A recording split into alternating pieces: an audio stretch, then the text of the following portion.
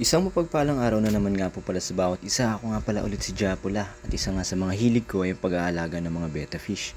Feeding time na naman ng aking mga alaga. Inabot na nga sila ng 11:30 bago ko napakain ngayong umaga.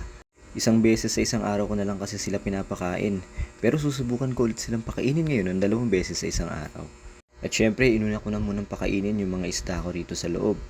Ito nga yung mga breeders ko. Pero papalitan ko na rin ang mga ito sa susunod.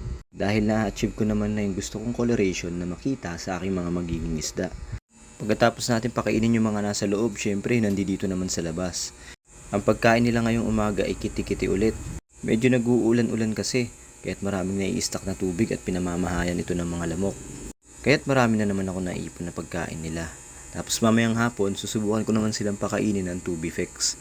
Syempre pati itong nasa grow out ay pakakainin din natin. Medyo may mga namatay na naman nga rito. Lalo na itong nakaraan dahil pabago-bago ang klima. Minsan malamig, minsan mainit, kaya nagbabago-bago rin yung temperatura ng tubig at nakaka-epekto yun sa ating mga isda. Tapos yung mga natira dito ay ibubuos na lang natin dito sa kabilang grow out kung saan merong mas mga malalaki na. Ito yung mga natira sa ating batch 1 at pwede na ulit i-breed yung mga iba rito. Hanggang dito na lang, maraming salamat sa lahat. Ingat, God bless, and happy fish keeping. To God be the glory.